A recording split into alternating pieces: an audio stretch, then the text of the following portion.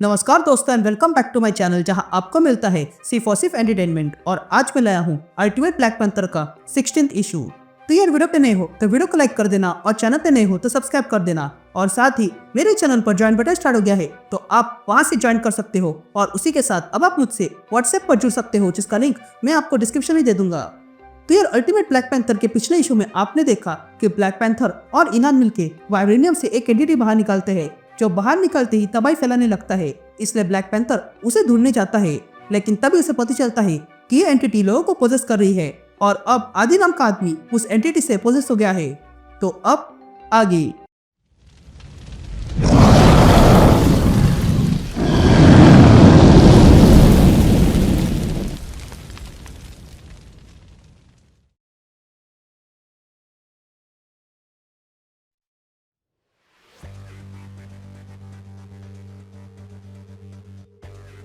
All right gang, तो issue की शुरुआत में हम एक साइंटिस्ट को देखते हैं जो उस प्रोजेनिटर के संपर्क में आया था और उसके साथ कुछ होने लगता है।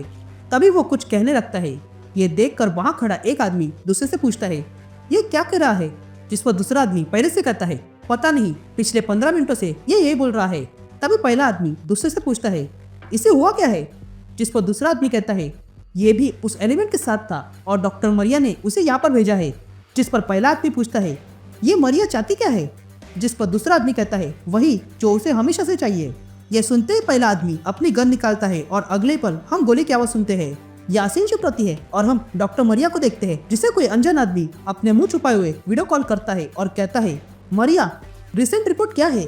जिस पर मरिया उस आदमी से कहती है, ये एलिमेंट स्टेबल है और जो उसके संपर्क में आता है उस पर ही असर हो रहा है और वैसे भी तुमने देखा है।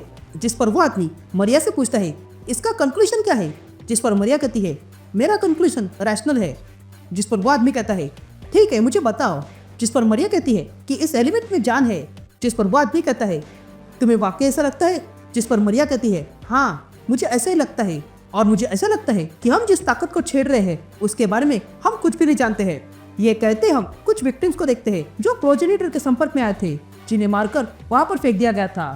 तभी मरिया उस आदमी से कहती है, मैंने भी आदि के बारे में सुना है। वो इस एलिमेंट के संपर्क में आया था और फिर पूरी तरह बदल गया।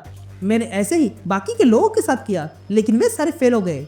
मुझे लगता है कि ये एलिमेंट जानता है मैं क्या करना चाहती हूँ, इसलिए वो इन सारे सब्जेक्ट को पागल कर रहा है और इसलिए मुझे यकीन है कि ये जीवित चीज है। तभी वो आदमी मरिया से कहता है कि हमें इस एलिमेंट के बारे में जानना होगा और इसलिए हमने इस पर पैसा लगाया है। हमें लगता है कि हमें इससे अच्छा फायदा होगा। और तुम कह रही हो कि ये एलिमेंट जीवित है, तो फिर उसकी डिजर्व भी होगी ना। वो चाहता क्या है? जिस पर मरिया कहती है, मुझे लगता है कि वो चाहता है कि उसे कोई ढूंढ निकाले, पर कोई और। यहाँ दूसरी तरफ हम ओरोरो और आदि के भाई चीमा को देखते हैं जो किसी को ढूंढ रहे थे। तभी चीमा कहता है, देखो, मेरा भाई आदि आ रहा है, हमें उसे बचाना होगा। जिस पर ओरोरो कहती है, नहीं, हमें उसे रोकना होगा। जिस पर चीमा कहता है, नहीं, मैं तुम्हें उसे चोट पहुंचाने नहीं दूंगा। जिस पर ओरोरो चीमा से कहती है, मुझे उसे चोट पहुंचाने के लिए तुम्हारी परमिशन की आवश्यकता नहीं है। ये सुनते ही दोनों झगड़ने लगते हैं, लेकिन तभी वहां ब्लैक पैंथर आ जाता है और उन दोनों को रोकता है। लेकिन तभी उन दोनों को एक बड़े धमाके की आवाज सुनाई देती है। ये सुनते ही चीमा कहता है, ये मेरा भाई है। ये कहते ही चीमा तुरंत बाइक स्टार्ट करता है और वहां से चला जाता है। ये देखकर ओरोरो तचला से पूछती है, क्या हमें इसके पीछे जाना होगा? जिस पर तचला हाँ कहता है। यहाँ हम आदि को देखते हैं जो उस प्रोजेनिटर के संपर्क में आया था और वो पूरी तरह से अब म्यूटेट हो चुका है और वो वहां पर सब कुछ बर्बाद कर रहा था। तभी वहां पर चीमा आता है और आदि से कहता है, मेरी बात सुनो भाई, मैं तुम्हारे लिए मदद लाया हूँ। तुम्हारे साथ जो हुआ है उसके लिए मैं जवाब लाया हूँ। हम तुम्हारी मदद कर सकते हैं। जिस पर आदि कहता है, मदद? तुमने अभी तक देखा नहीं है, लेकिन अब देखोगे। ये कहते ही आदि अपना हाथ चीमा के सर पे रखता है, जिसके कारण चीमा दर्द के मारे चिल्लाने लगता है। लेकिन तभी वहां ब्लैक पैंथर आता है और आदि को जोरदार धक्का मार के पीछे फेंकता है और फिर चीमा से पूछने जाता है, लेकिन देखता है कि चीमा का भी वही हाल हुआ था जो बाकी विक्टिम्स का हुआ है। तभी आदि ब्लैक पैंथर को देखता है और कहता है, तुम खास हो, इसलिए मुझसे बात कर सकते हो। ये सुनते ही ब्लैक पैंथर आदि के पास आता है और कहता है, तुमने वकंडा से बात की है, तो तुम हो कौन? जिस पर आदि कहता है, मैं वो हूँ जिसे तुम हार्बिंगर कहते हो, एक गेटवे जो नए और पुराने के बीच खुलता है। और जैसा मैंने कहा, तुम खास हो क्योंकि तुम्हारी धरती ही वो धरती है जहाँ पर मैं मिला था। तुम इस पूरी दुनिया पर राज कर सकते हो। जिस पर ब्लैक पैंथर कहता है, मैं अपने लोगों और इस किंगडम को प्रोटेक्ट करना चाहता हूँ। ये सुनते ही आदि कहता है, तुम्हारा नाम तचाला है और तुम्हें मेरे खून के बारे में पता नहीं है। क्या तुम्हें अपने खून के बारे में पता है? क्या तुमने कभी सोचा कि तुम्हारे खानदान को ही राज करने का अवसर क्यों मिला? और तुम्हें वो गाना कैसे सुनाई देता है? और तुम ही वो विजन कैसे देख सकते हो? मैं बताता हूँ, वो इसलिए क्योंकि तुम हमारे हो और तुम्हारा पूरा खानदान हमसे जुड़ा है। ये कहते ही आदि ब्लैक पैंथर पे हमला करने जाता है, लेकिन ब्लैक पैंथर पहले से ही तैयार था। वो उसके वार को डॉच करके आदि को जोरदार लात मारता है और फिर मार मार के पीछे फेंकता है और फिर तुरंत ओरोरो को बुलाता है। यहाँ हम ओरोरो को देखते हैं जो वहां आती है और कहती है, मैंने ऐसे कई सारे लोगों को देखा है जो स्वयं को गॉड मानते हैं।